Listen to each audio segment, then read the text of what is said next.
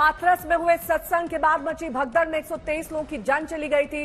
इस घटना के बाद हरि नारायण साकार उर्फ भोले बाबा फरार है। पुलिस उनकी तलाश कर रही है, लेकिन हाथरस में भोले बाबा के चरणों की धूल उठाने के लिए मची प्रतिस्पर्धा के दौरान मची भगदड़ से बड़ी संख्या में मौतें हुई। इस घटना को लेकर भले ही देश भर में भोले बाबा को कोसा जा रहा हो, लेकिन इसके बावजूद हाथरस में उनके आश्रम के गेट पर लोग माथा टेकते हुए दिखाई दे रहे हैं। उन्हें अब भी भगवान मानते हुए भगदड़ के लिए उन्हें दोष नहीं दे रहे हैं। हरि जी की सब पूरे ब्रह्मांड में सदा सदा के लिए जय जयकार। प्रेम से बोलो नारायण साकार हरि जी की सब पूरे ब्रह्मांड में सदा। अरे माता जी ये बताइए बाबा जी हैं कहाँ? बाबा जी हैं कहाँ? बाबा नहीं, बाबा मत बोलो, नारायण साकार हरि जी की सब पूरे ब्रह्मांड में सदा सदा जय जयकार। इतना लंबा नाम थोड़ी ले पाएंगे? इतना लंबा नाम थोड़ी ले पाएंगे? नहीं, नाम लियो नारायण हरि को। नारायण हरि को। नारायण हरि कहाँ है? नारायण हरि कहाँ? नारायण यहीं खड़े हैं ना। नारायण कहाँ खड़े? अरे आपको नाम ले। नारायण हरि कहाँ है? अरे नारायण है खड़े हैं। नाम से आत्मा पुकारोगे तब वहीं तो पुकारोगे। नहीं, मेरा काम आत्मा पुकारना नहीं, मेरा काम सवाल करना है। मेरा पेशा भी यही है। मेरा सवाल इतना सा आपसे, नारायण हरि कहाँ है? पता ना कहाँ नारायण हरि। हमारे तो हर पल हर क्षण मेरे तो मन में, मेरे हृदय में, मेरे दिल में रहते हैं हर समय। क्या नाम है? कंठश्री। आपको पता है नारायण हरि कहाँ है? नारायण हरि मेरे घट में है, थे और हैं और रहेंगे। सिर कट के मेरा नीचे आ जाए तब भी मेरे प्रभु थे और है। मेरे पास एक झोपड़ी भी नहीं थी, परमात्मा ने मेरे साथ ऐसी रहमत की जुड़ने के बाद जो मेरे पास आज सब कुछ है। वो देखिए एक और जनाब उन्होंने भी हाथ उठा लिया। उनको देखिए, उधर देखिए, वो दिखाइए, उधर दिखाइए। आप इधर देख रहे हैं? अरे देखिए, ये देखिए, ये सामने पोस्टर में देख रहे थे, महिलाएं सामने देख रही थी। हाँ, अरे भाई आप सामने देख के हाथ जोड़ खड़े कर रहे हैं, वो सामने उधर देख के कर रही हैं। इधर है बाबा, इधर है कि उधर है? नारायण साकार हरि परमात्मा है, नारायण साकार हरि परमात्मा है। नहीं, वो महिलाएं देखिए उधर हाथ कर रही हैं, आप उधर हाथ कर रहे हैं। प्रभु की छवि सामने लगी है। अच्छा, हाँ, उनको वो तो सामने कर रही हैं। हाँ, तो प्रभु वो दिखाइए, वो फ्रेम दिखाइए। प्रभु जी को प्रवास है, प्रभु जी को प्रवास है, और प्रभु जी सामने हमारे खड़े हैं। नारायण साकार हरि परमात्मा तो ये प्रभु है? प्रभु है। अच्छा, हाँ, कैसे हमें आज पूछो, 19 साल से रहे, हमारे तो पूरा घर खत्म हो गो। हमारे तो पूरा घर खत्म हो गो, भैया खत्म हो गो। ये प्रभु है? और क्या, इन्होंने तो बचाया ही। हमारी पत्नी भी खत्म हुई, हमारी पत्नी के साथ तो बलात्कार तक। ये तो पोस्टर है ना? हाँ, ये परमात्मा ब्रह्मांड के कुल मालिक है। हाँ, नारायण साकार हरि हैं जी, ब्रह्मांड के कुल मालिक हैं जी। अभी तक तो आप लोग दिख नहीं रहे थे, एकदम से कैसे आ गए? कहाँ से आ गए? हम तो हर बार आते हैं, हर बार आते हैं। अच्छा, और खूब आते हैं। एक थ्योरी और है कि कैमरे देखकर जो है कुछ लोग यहाँ पर आ रहे हैं और नारायण साकार हरि कर रहे हैं। परमात्मा सत्य थे और सत्य रहेंगे। अच्छा। लेकिन हमारे प्रभु को झूठा बदनाम आप जैसे इंसानों ने करा है। अच्छा। मिलके करा है। और मेरे नारायण हरि क्योंकि झूठा खुद हैं और मेरे नारायण हरि को झूठा बदनाम कर रहे हैं। तो अंधभक्ति, अंध आस्था की एक मिसाल आपने यहां पर देखी, लेकिन हाथरस में इस वक्त भक्ति और हकीकत का भी आमना सामना हो रहा है। एक तरफ भक्त हैं जो आश्रम के दरवाजे के आगे मत्था टेक रहे हैं, तो ये मानने को तैयार ही नहीं है कि बाबा की कोई गलती भी हुई है। लेकिन हाथरस में नारायण साकार हरि के सत्संग में मची भगदड़ से जहां एक तरफ 123 लोगों की जान चली गई, तो वहीं कई लोग इस हादसे के बाद से लापता हैं, अपनों से बिछड़ गए हैं। ऐसे एक परिवार मैनपुरी में स्थित बाबा के आश्रम पहुंचा। आगरा के रहने वाला ये परिवार अपने 50 साल की मां राजेंद्र की तस्वीर और आधार कार्ड लेकर आश्रम पहुंचा कि शायद मां बाबा के आश्रम पहुंच गई हो, लेकिन यहां भी उनका कुछ पता नहीं चला। भी उनको बाबा जी को मानते हैं आप लोग? नहीं, मैं नहीं मानता हूँ। मेरी मम्मी मानती है, मैं नहीं मानता हूँ। क्यों? वो तो अपनी अपनी इच्छा है, कोई किसी को मानता है, कोई किसी को मानता है, मैं नहीं मानता हूँ। आपकी माता जी कब से मानती हैं बाबा जी को? मेरी मम्मी हो गई 3-4 साल हो गई। 3-4 साल से? कई बारी लड़ाई हो गई है मेरी भी। मैं मना करता हूँ, नहीं जाओ, कुछ नहीं रखा है, घर बैठो, अपने नाती बच्चों को खिलाओ। मेरी बेटी की भी तबीयत बहुत ज़्यादा ख़राब है, मैं बहुत ही ज़्यादा परेशान हूँ। इस वजह से अब मैं आगरा से यहाँ भी आया हूँ, बहुत ज़्यादा परेशान हूँ। ना तो देखो मेरे पास पैसे है ना कुछ है, बस उस दिन से नहीं तो मैं तो 4 दिन लगातार जगह जगह पे देखता रहता था। ना तो मेरे पास पैसे हैं। अब मैं घर जाऊंगा तो अब मुझे मालूम है कितनी दिक्कत का सामना होगा। तो हाथरस मामले में आज पुलिस ने 2 और लोगों को गिरफ्तार किया। ये दोनों संगठन के सेवादार बताए जा रहे हैं। पुलिस के मुताबिक दोनों सत्संग में मौजूद थे, लेकिन हादसे के बाद वहां से निकल गए। हाथरस हादसे की जिम्मेदारी तय करने को लेकर चल रही खींचतान के बीच पुलिस की कार्रवाई एक कदम और बढ़ी।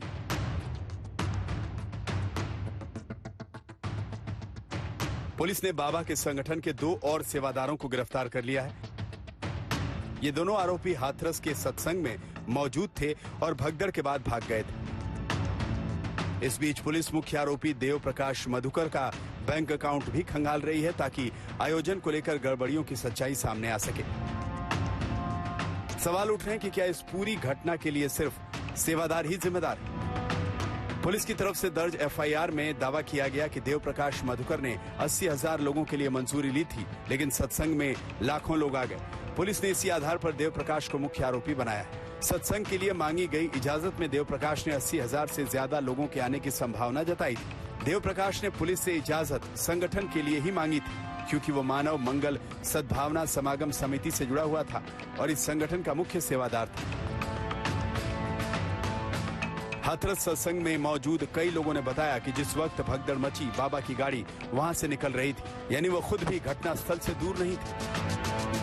लेकिन हादसे के बाद दर्ज पुलिस की एफआईआर में बाबा नारायण साकार हरि का नाम नहीं है। पुलिस कार्रवाई पर विपक्ष की तरफ से भी सवाल उठाए जा रहे हैं। अखिलेश यादव ने कहा कि शासन प्रशासन हाथरस हादसे में अपनी नाकामी छिपाने के लिए छोटी मोटी गिरफ्तारियां दिखाकर सैकड़ों लोगों की मौत से अपनी जिम्मेदारी का पल्ला झाड़ना चाहता है। ये गिरफ्तारियां स्वयं में एक षड्यंत्र है। इन गिरफ्तारियों की तुरंत न्यायिक जांच हो। उत्तर प्रदेश के डिप्टी सीएम केशव प्रसाद मौर्य ने अखिलेश यादव के आरोपों को सिरे से खारिज कर दिया। मैं चाहता हूं, ये मंदिर है, आपने कुंभ का सवाल किया, मंदिर का सवाल किया, अच्छा लगता है। राजनीतिक सवाल कहीं और कर लीजिएगा, सर्किट हाउस में मिलेगा। पुलिस की कार्यनीति और राजनीतिक बयानबाजी के बीच हाथरस हादसे के पीड़ितों को इंसाफ का इंतजार है। अरविंद ओझा, आज तक। तो हाथरस हादसे के 6 दिन बाद एक नई थ्योरी आई है। नारायण हरि के वकील ने दावा किया कि उन्हें इस बात के सबूत मिले कि बाबा को बदनाम करने के लिए भगदड़ की ये साजिश रची गई।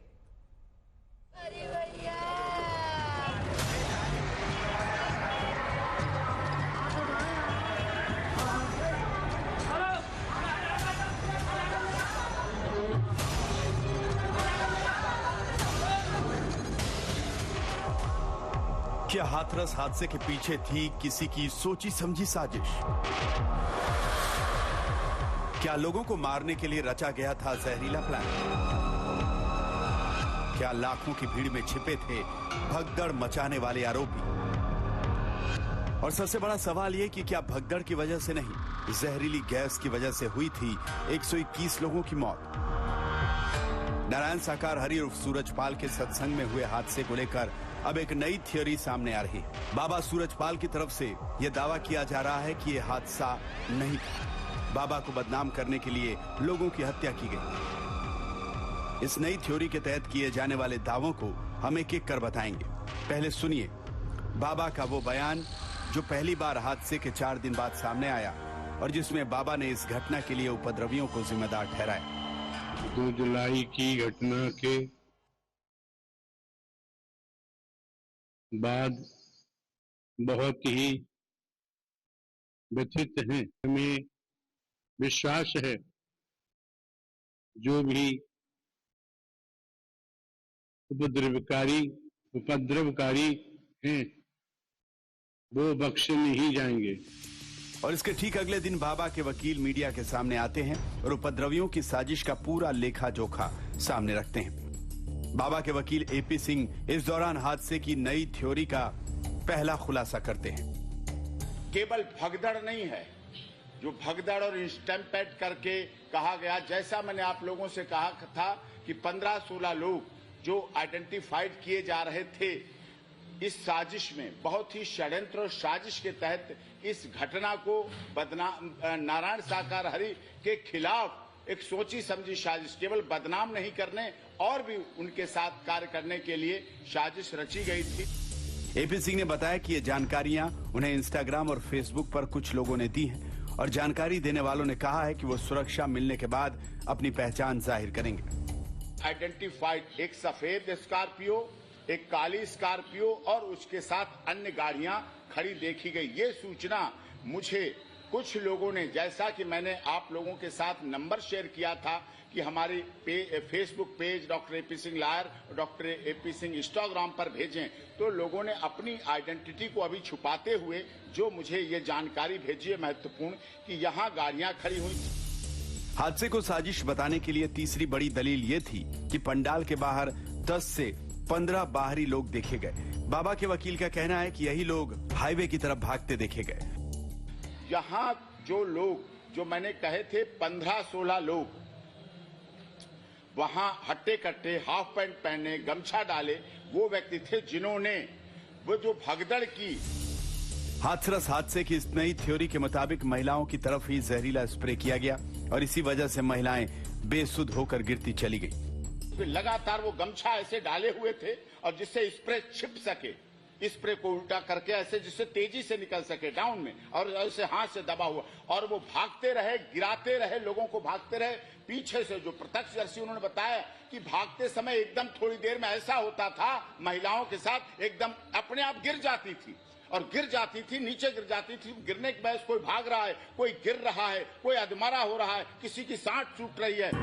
हाथरस हादसे पर सबसे ज्यादा सवाल इस बात पर उठे कि 121 मौतों के लिए जिम्मेदार कौन है। बाबा के वकील ने जहरीली साजिश के साथ साथ पुरजोर तरीके से इस बात को साबित किया कि लोगों की मौत भगदड़ की वजह से नहीं हुई। और इसीलिए जो मैंने पोस्टमार्टम रिपोर्ट देखी है उसमें सांस रुकने की वजह से मृत्यु का कारण बताया गया है। मृत्यु का कारण हार्ट बीट नहीं रुकना है, मृत्यु का कारण इंजरी नहीं है, मृत्यु का कारण खून निकलना नहीं है, मृत्यु का कारण कटना पिटना नहीं है, मृत्यु का कारण गला सांस रुकने से। सांस एकदम रुकी, जहरीली, वो जहरीली और नशीली स्प्रे थे जिनको यहाँ लगाया गया, लगा के किया गया। एपी सिंह ने जहरीले स्प्रे की घटना का बाकायदा डेमो भी किया और बताया कि ये साजिश लोगों को मारने के लिए ही रची गई थी। इस तरह के थे और जैसे इस तरह में करते हैं ये तो अलग है, डिओड्रेंट वाला है, ये खत्म हो गया, खाली होगा इसमें, लेकिन वो तो अलग चीज होती है। एपी सिंह ने मांग रखी है कि घटनास्थल के आगे और पीछे दोनों तरफ से टोल प्लाजा वाले सीसीटीवी तस्वीरें सील की जाएं ताकि साजिश करने वालों का खुलासा हो सके। हाथरस सत्संग से जुड़े तमाम दस्तावेजों के साथ एपी सिंह ने माना कि इस आयोजन के लिए सिर्फ 80,000 लोगों की इजाजत ली गई थी। अरविंद ओझा के साथ आज तक ब्यूरो। तो हाथरस हादसे की तस्वीरें जिसने भी देखी वो दहल गया। घटना को लेकर कई सवाल भी उठे। बाबा नारायण साकार हरि के लापता हो जाने से पर्दा उठ ही नहीं रहा है, वहीं हादसे के बाद लापता लोगों का परिवार अब भी भटक रहा है। बहुत लोगों के सहयोग हो सकता था और बाबा उन लोगों के लिए भगवान था, तो बाबा की बात सब मानते। जो भी भीड़ भाड़ में जल्दी थी, उनको एक स्पर्धा थी कि मैं लूं पहले, मैं के चक्कर में, पहले नजर लेने के चक्कर में एक दूसरे के ऊपर दबते गए, चढ़ते गए। बाबा चाहता तो इस घटना को रोक सकते थे। हाथरस के सत्संग में 121 लोगों की मौत हादसा था या साजिश थी या फिर प्रशासन की नाकामी? इन सवालों की तहकीकात जारी है। न्यायिक आयोग का दौरा पूरा हो चुका है। मुख्य आरोपी देवप्रकाश मधुकर से पुलिस की पूछताछ जारी है। हादसे के बाद लापता लोगों के परिवार वाले इधर उधर भटक रहे हैं और हादसे के बाद बाबा के भक्त क्या सोचते हैं? इस बेहद दर्दनाक घटना के सच का हर पहलू एक एक कर देखिए।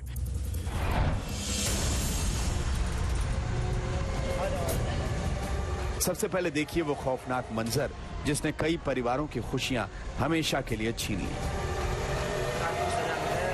जब गिरफ्तारी कर लो, जगह भी फांसी कर लो, मेरे बीवी बच्चा तो लौट के आने वाले हैं ना, और ना मैं कहीं जाने वाला हूँ। मेरा सब रिश्तों खत्म है, मेरा कोई ना सत्संग है ना कुछ। अब सुनिए हादसे के बाद मौके से निकलने वाले नारायण साकार हरि का बयान।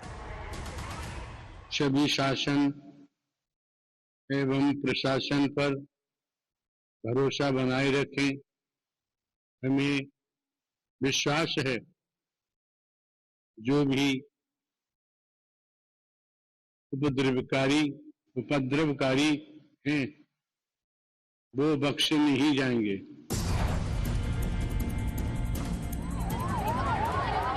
भगदड़ के बाद भक्तों के बीच चीख पुकार के बीच प्रभु तो निकल लिए, लेकिन वहां से गुजर रहे कई लोगों ने गाड़ियां रोककर मदद का हाथ बढ़ाया। इन लोगों ने न्यायिक आयोग के सामने अपना बयान भी दर्ज कराया है। भगदड़ हो रही थी, चीख पुकार जैसे एक युद्ध होता है ना, उस तरह से हो रही थी चीख पुकार। हमने मैं और मेरा भाई था साथ में, मुकेश पहलवान, हमने गाड़ी रोककर और हमने साइड में लगाई। हम जैसे गए, जैसे थोड़ी दूर पहुंचे तो बॉडियों को लेके जा रहे थे लोग, और किसी की सांस चल रही थी, कुछ ऐसी बात नहीं, सारी बॉडी थी, सांस चल रही थी, सांस थी तो अपने उनके पास जो अपनी प्राइवेट वैन, गाड़ी, बोलेरो जो भी थी उनमें रख रहे थे। एक दो महिला हमारे पास आई, भैया रोते हुए, भैया हमारा बेटा वहाँ पर, हमारा पति वहाँ पर। तो हमें देखते ही हम एक शॉर्ट सा रह गए, हम एक साथ ऐसा रह गए, हम कहाँ आ गए यार जी, हम यानी भयभीत हो गए। तो फिर हमने सोचा चलो कोई बात नहीं है, इनकी सहयोग करना चाहिए। काफिला भी उनका उल्टे गलत रास्ते पे गया, उस वजह से उसी में उनके कमांडो वगैरह जो अपना उनको रोक रहे थे भीड़ को, उसी में लोग झुके रज लेने के लिए, तो एक दूसरे भीड़ के नीचे दबते चले गए, फिर वो उठने।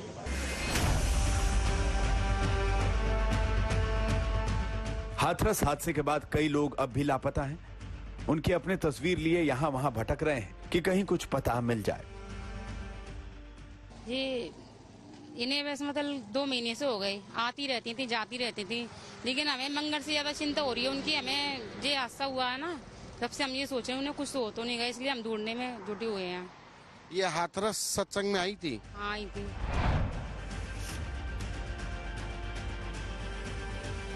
इस पूरी घटना को लेकर बाबा के भक्त क्या सोचते हैं, ये भी सुनिए।